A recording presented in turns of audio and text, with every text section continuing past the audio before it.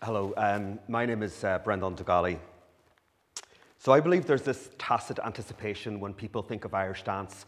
They probably think of either Colleen's at the crossroads with freckles, or competition culture with its migraine-inducing dresses, fake tan and sock glue, or perhaps the spectacle shows like Riverdance and those imitators. But to be honest with you, although those are aspects of my life, they don't define me. And although you could argue that I come from a community northwest of Donegal, Gweedore, which, Dance at the Crossroads would have happened, or I did the competition culture thing, although what I wore was probably less assaultive to the senses. And I was principal dancer with Riverdance for 7 years. Me and my fellow professional dancers felt that there was something more present in the dance form than perhaps those who are uninitiated to the form believed that was there. So as I returned from my touring life in Riverdance to find a space to behave as a dance artist, I was faced with many challenges. First of all, there was the negativity towards the form. People didn't like the competition culture because of its pageant-like elements to it. And there was definitely this Riverdance fatigue. But I wasn't coming back to function in either of those spaces. I was coming back as a contemporary Irish dance choreographer with questions about my own practice. And I wanted to explore it, and the obvious place would be the contemporary arts platform. But that wasn't necessarily available to me, and I found myself searching for, I suppose, a way to function in this world, and that led me to the University of Limerick, where I just completed a PhD in performance, a performance-based PhD.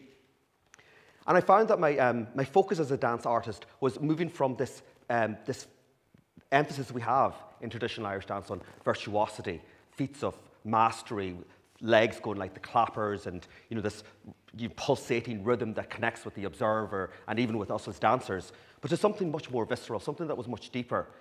And as part of my reflection, I had to do an awful lot of autobiographical writing to find out where was this coming from, because there's nothing wrong with the form as it is. I mean, I still enjoy it as it is, but it didn't reflect what I wanted to do now, because things had changed. I didn't place the same emphasis on those things anymore. And besides, my body was getting older, and it didn't do those things as well as it used to. And as I kind of reflected on the different elements that perhaps affected what this new physicality that I was creating, this reimagining of the form, I discovered that incidences in my childhood, such as being brought to the National Irish Ballet when they came to our tiny theatre in Gweedore, and that bewitched me, or watching those musicals on RTE on Saturday afternoon and Sunday afternoons with Gene Kelly and Fred Astaire, but also Alan Parker's film Fame, and that gritty world of show business. And the ass-kicking was a regular occurrence, and you had to pay in sweat. And that resonated with me because there was something inside of me that I wanted to explore my dancing body. It may have been an Irish dancing body, but it was much more than that. And that did lead me before coming here to DCU. After my Leaving Cert, I did a year in Chicago on scholarship, and I did many forms, but the two that resonated with me were classical ballet and modern dance. And in one stage in a modern dance class, I was moving across the floor, and I felt like my feet weren't touching the ground. I was airborne the whole time. So although I was still probably a muck savage of an Irish dancer trying to do Martha Graham technique across this studio in Chicago, I felt that something special was happening there, and I wanted to harness it. And I found out through my own research that a theorist called, and I'm not even going to get his name right, Csikszentmihalyi, a Hungarian theorist, he talks about flow. And this is this moment that many people experience, whether you're a surgeon or a programmer or a dancer or a musician, where you're absolutely happy and time doesn't matter, and you're absolutely 100% focused on the task at hand. You don't care what went before or what went after. And that's what was going on there, and I wanted to recreate it so that I could create the material to create the choreography. And that was one of the big challenges, to create that in the studio by myself. And I did everything I could, blacking out the window so nobody would be prying on my attempts, and I would also try to exhaust the body so that critic, that inner critic, those chattering monkeys in my head, would allow me to express my own dancing identity.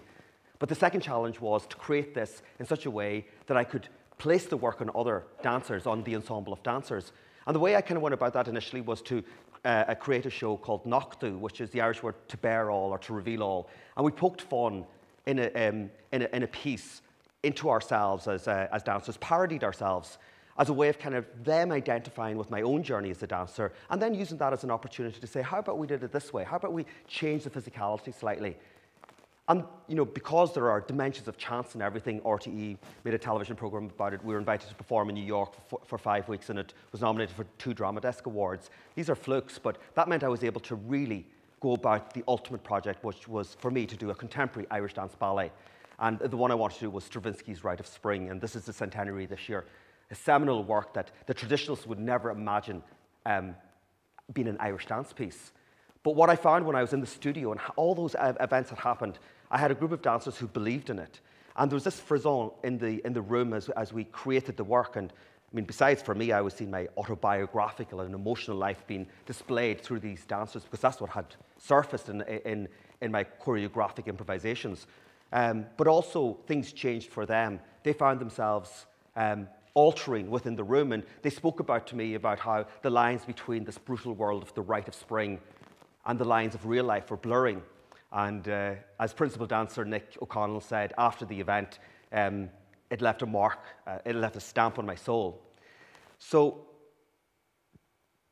for me to kind of make sense of tradition and evolving tradition and innovation, I have to go back now because I'm a DCU, and I'm sure Professor McGrath will be cringing when I go back to my physics of 25 years ago when I began here. And I want to use Schrödinger as an example, and I won't get into the detail of Schrödinger and his cat in a box, but Schrödinger spoke about this thought experiment with a cat in a box and some radioactive event that could or may not have happened. But there's a point where where we don't know if the cat is alive or dead, and what is created is 2 universes. And it's a great metaphor to think that until you open that box, there are 2 universes, one where the cat exists and one where the cat is dead. And I kind of view the aesthetic world around us as that. So people will claim that traditions are unchanging, or that we're on some aesthetic evolutionary path to perfection. But the reality is we kind of like create these moments, and then we have choices, infinite choices. And when we make a choice, all the other ones collapse. And for me, it was an opportunity to ignore or reject this sense that things don't evolve, and to allow maybe some of those poor cats that didn't quite make it to have a chance to persist. Thank you very much.